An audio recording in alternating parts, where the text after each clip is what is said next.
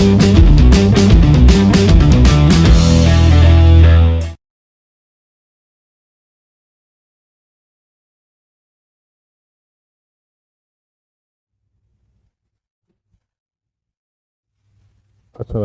warahmatullahi wabarakatuh.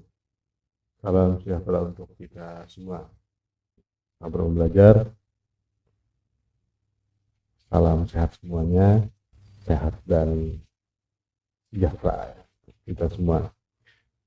Di pagi minggu penghujung Februari ini, langit di Banjarmasin cukup cerah ya. Setelah beberapa hari berlimpah hujan.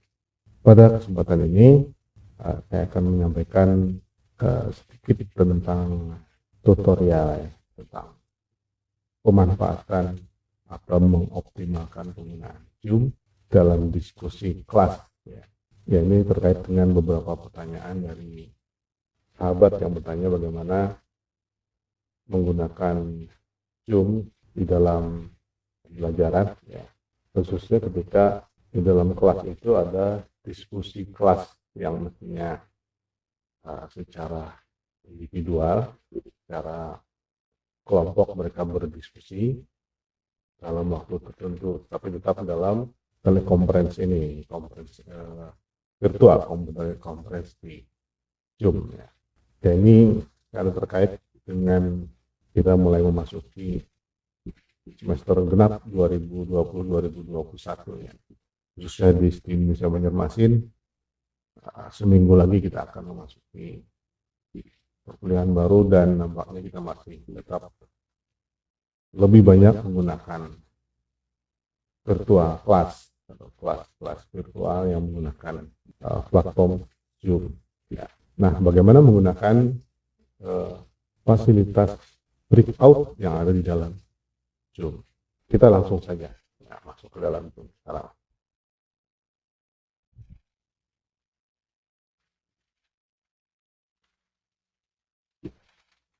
Saya buka Zoom. Oke. Bagaimana biasa kita masuk ke dalam Zoom, kemudian masuk ke new meeting.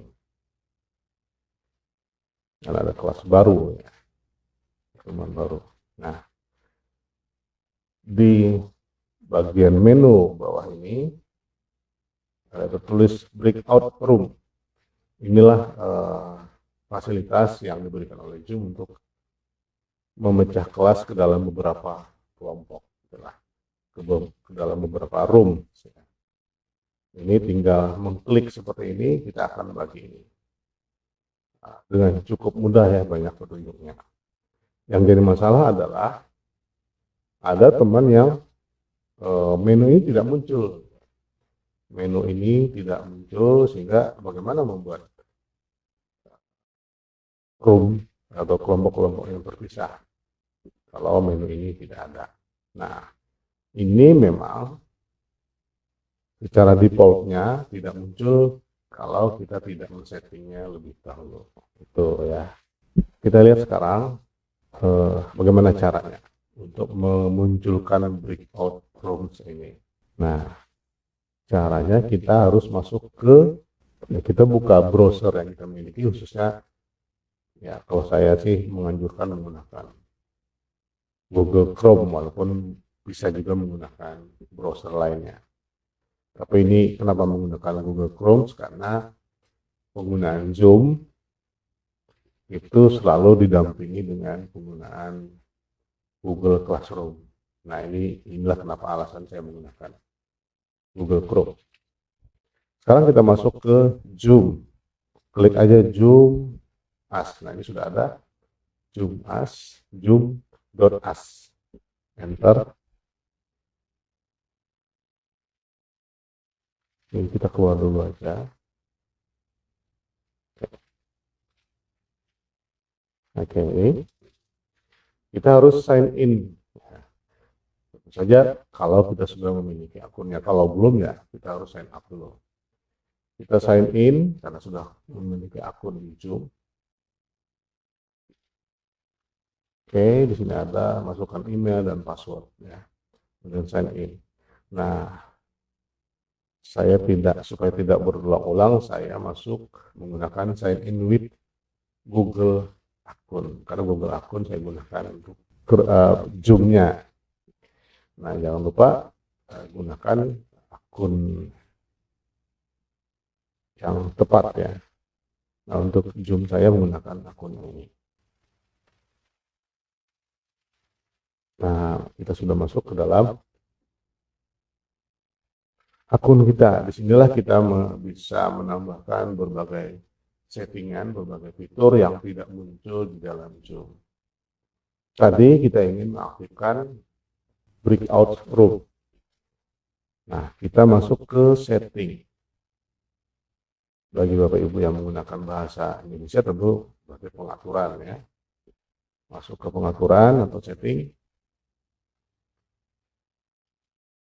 Kita masuk ke setting, kita cari breakout room. Sebelah mana?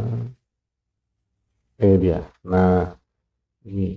Jadi Bapak Ibu yang breakout room-nya tidak muncul di Zoom meeting, tentu ini berarti dalam keadaan tidak aktif seperti ini. Nah, kalau tidak aktif, maka dia tidak muncul. Untuk itu kita aktifkan hingga berwarna biru dan jangan lupa dicentang. Ini memungkinkan host untuk menetapkan peserta di setiap di setiap room yang kita tetapkan seperti itu ya. Setelah kita settingannya kita tetapkan, sekarang kita buka aplikasi Zoom, kemudian buka new meeting. Nah, sekarang untuk melakukan atau memecah meeting ini dengan beberapa rooms ya, kita klik breakout room. Breakout room untuk tujuan membagi. Nah, di sini ada isian. Kita akan memecah beberapa kelompok ya, beberapa kelompok peserta. Misalnya katakanlah kelompoknya ada 5, kita klik 5 atau misalkan lebih, atau ditambahkan belakangan masih bisa. Kemudian kita tentukan pesertanya, assign automatically, assign manually, atau let participant choose room. Ini berarti pilihannya secara otomatis. Setelah pesertanya kita bagi dalam beberapa kelompok, kemudian ini secara manual, kemudian ini membiarkan atau membolehkan peserta memilih rooms yang diinginkannya. Karena ada kalanya, khususnya dalam webinar biasanya, atau sebuah forum ilmiah yang membahas beberapa tema ya, bidang. Jadi rooms itu kita pisahkan ke dalam beberapa bidang yang dibahas, sehingga peserta akan memilih bidang yang sesuai dengan minatnya. Tapi kalau untuk kepentingan di kelas, pembelajaran di kelas, tentu akan lebih baik kalau kelompoknya kita tentukan. Nah, untuk memudahkan kita membagi peserta ke dalam kelompok tertentu, kita minta kepada peserta mengubah nama tampilannya di Zoom, merename-nya, selain dengan namanya, kemudian ditambahkan misalnya kode tertentu untuk menunjukkan kelompoknya. Katakanlah kodenya 01 misalnya, itu berarti ini adalah kelompok 1. Kalau 02 berarti kelompok 2, dan seterusnya seperti itu. Untuk memudahkan kita memasukkan masing-masing peserta ke dalam kelompok yang sesuai yang telah kita tentukan. Sayangnya memang saya tidak bisa menunjukkan secara aktualnya karena di tutorial ini tidak ada pesertanya. Jadi tidak bisa menunjukkan bagaimana aktualnya. Tapi sebenarnya ini cukup mudah ya, tinggal mengikuti petunjuk yang ada di sini. Sekarang kita pilih assign manually saja. Artinya secara manual kita masukkan peserta ke room-room yang bersangkutan, yang terkait ya, atau kelompok yang sudah kita tentukan. Sekarang klik create. Nah, di sini berarti ada room 1, room 2, room 3, dan seterusnya. Setiap room untuk memudahkan identifikasi bagi peserta, kita bisa rubah saja menjadi kelompok 1, misalnya ini kelompok 2, misalnya kita rename dengan kelompok 1, ya. Kemudian ini kelompok 2.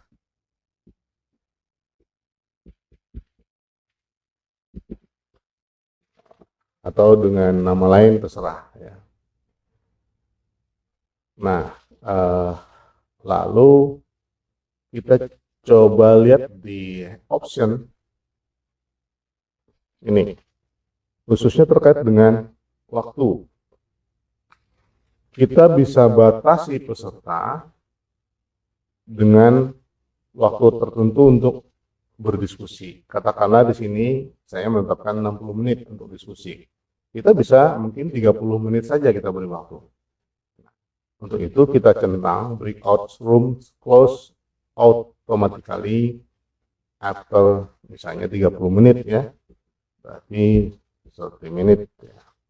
Kemudian kita centang notify me when the time is up. Jadi kalau misalnya waktunya habis, host tahu, ya, diberitahu oleh Zoom bahwa waktu telah habis dan peserta otomatis kembali ke dalam room semula, ya, room semula.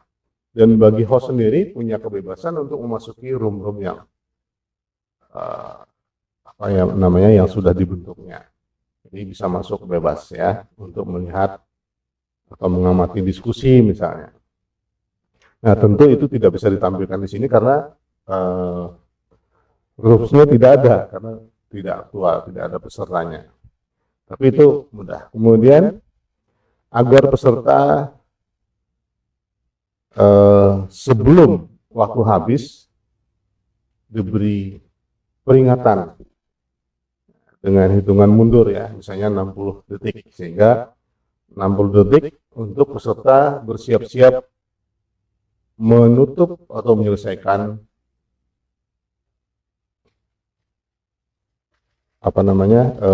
diskusi mereka, seperti itu. Ini, ya. Jadi kita centang ini, kemudian allow participant to choose room-nya tidak perlu kita centang karena nanti pesertanya bingung dia milih mana. Jadi kita yang tentukan sendiri. Nah,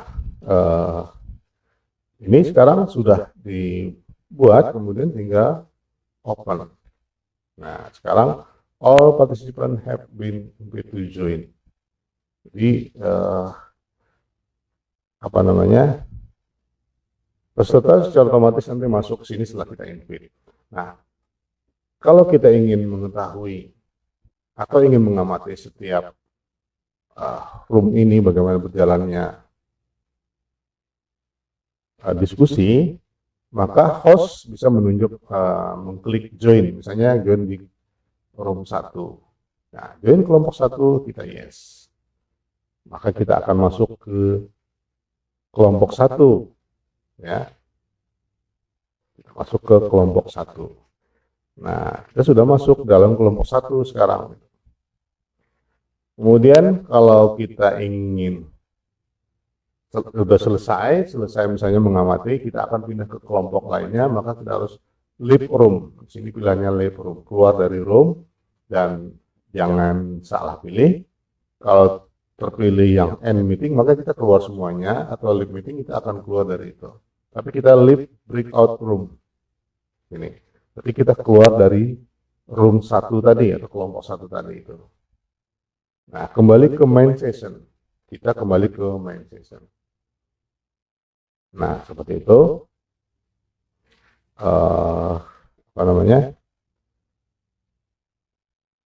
Di main session atau di room utama kita berada sekarang. Nah, kemudian kita juga bisa memberi pesan. Jadi tadi klik di sini, kita kembali ke sini. Kita memberi pesan ke semua kelompok sekaligus. Tapi pesannya tertulis, ya. dengan mengetik di sini. Misalnya di sini